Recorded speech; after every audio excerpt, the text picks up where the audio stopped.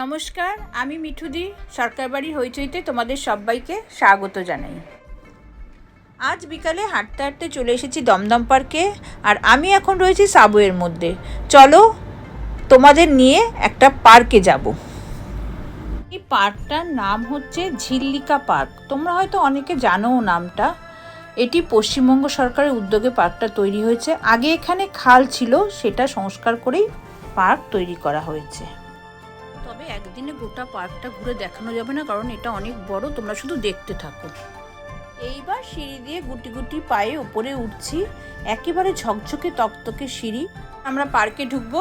ও তার আগে না, তোমাদের আমি নামটা ভালো করে দেখিয়ে দিই। এই যে বড় গেটটা দেখতে পাচ্ছ, এটাই হচ্ছে পার্কের ঢোকার মেইন গেট। দেখতে পাচ্ছ ঝিল্লিকা লেখা রয়েছে, নিচে পশ্চিমবঙ্গ সরকার লেখা রয়েছে। চলো এবার আমরা পার্কের ভেতরে ঢুকি। প্রথমেই গেট দিয়ে ঢুকে যেটা নজরে পড়লো, একটা গ্রিন কালারের সাইনবোর্ড, যাতে কিছু নর্মস লেখা আছে, যেমন প্লাস্টিক অ্যালাউ নেই, পেট অ্যালাউ নেই, তারপরে আউটসাইড ফুড অ্যালাউ নেই, এরকম বিভিন্ন রকম নর্মস লেখা আছে।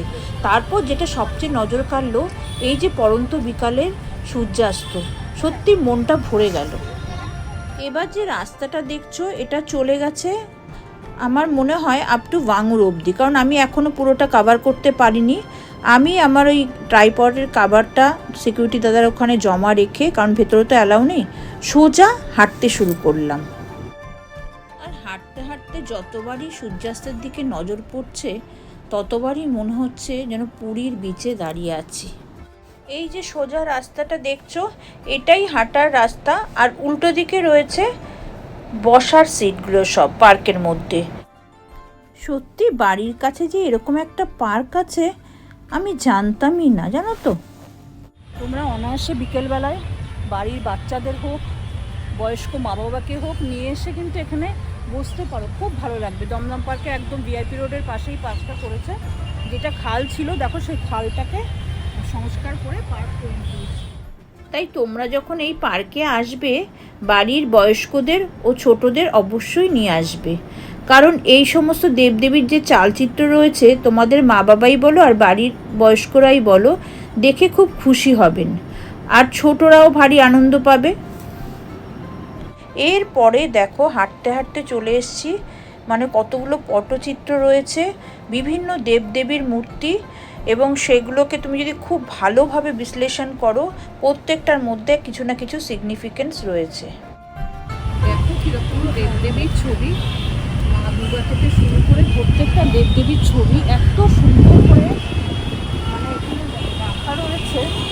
আবার ওপরে একটা মানে কাঁচের কভার করা রয়েছে, খুব সুন্দর লাগছে। মানে প্রত্যেকটা এই যে পটচিত্রের মতন করা রয়েছে, এর মধ্যে কিন্তু একটা সিগনিফিকেন্স রয়েছে। যদি ভালোভাবে দেখা যায়, প্রত্যেকটা পটচিত্রের মধ্যে একটা করে সিগনিফিকেন্স লুকিয়ে রয়েছে।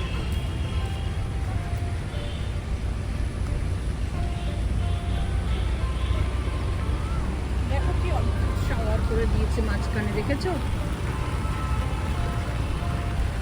দারুণ ফাউন্টেনটা দেখো শুধু। খালটাকে যে এরকম সংস্কার করে এত সুন্দর পার্ক তৈরি করা যায়, সত্যি আমরা অনেক দিনই ভিআইপি দিয়ে যাতায়াত করি, কিন্তু তাকিয়ে দেখিও, কিন্তু না আসলে না জিনিসটা একদম বোঝা যায় না। অদ্ভুত সুন্দর একটা নিরিবিলি, চারিদিকে দেখো একটা হালকা কোকিলের ডাক শোনা যাচ্ছে, মানে সেই সেন্সটাই অন্যরকম, ফিলিংসটাই অন্যরকম আসে। আর দেখো কিছু দূর বাদে বাদে একটা করে ফাউন্টেন, ওইদিকে ফাউন্টেনটা আরও বড় করেছে, আর ওই পাশ দিয়ে পুরো বসার জায়গা রয়েছে। কোনো রকম কোনো ঝামেলা নেই, কোনো রকম কোনো পারিপার্শ্বিক কোনো অসুবিধা বলতে পারো, কোনো অনেকে হয়তো অনেক জায়গায় যায় না, ইপ্রিজিং বলো, এটা বলো, সেটা বলো, অনেক রকম ঝামেলা, কিন্তু কিচ্ছু না। সিকিউরিটি দাদা বসে আছেন, তোমরা নিরিবিলি এসে ঘুরতে পারো, হাঁটতে পারো বিকালবেলায়, আবার বসে অনেকটা টাইম কাটাতেও পারো।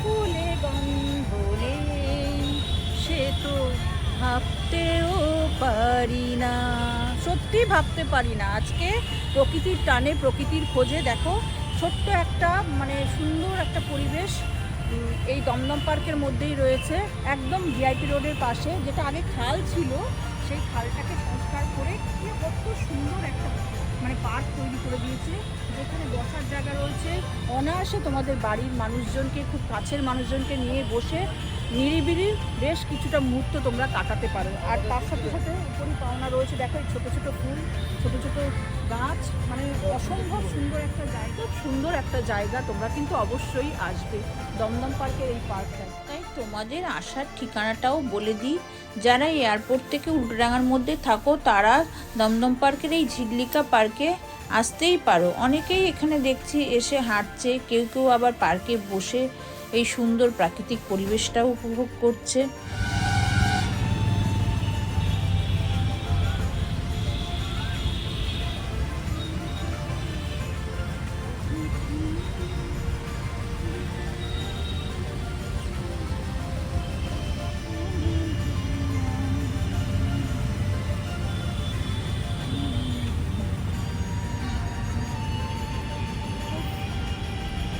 অনেক দিন পরে খুব মানে একটা শান্তি পাচ্ছি মনের মধ্যে, যে এই যে কিচিমিচি, এই যে চারিদিকে টেনশন, চারিদিকের একটা সবসময় একটা আতঙ্ক, সবসময় একটা অ্যাংজাইটি, সব কিছু ভুলে যেতে হবে যদি তোমরা এখানে এসে কিছুক্ষণের জন্য বসো। হ্যাঁ, ইকো পার্ক বলো, অনেক অনেক পার্ক, কিন্তু উইদাউট টিকিটে একদম ঘরের দোরগোড়ায় এত সুন্দর যে মেনটেন করে রেখেছে, এটা সত্যি মানে প্রশংসার অপেক্ষা রাখে।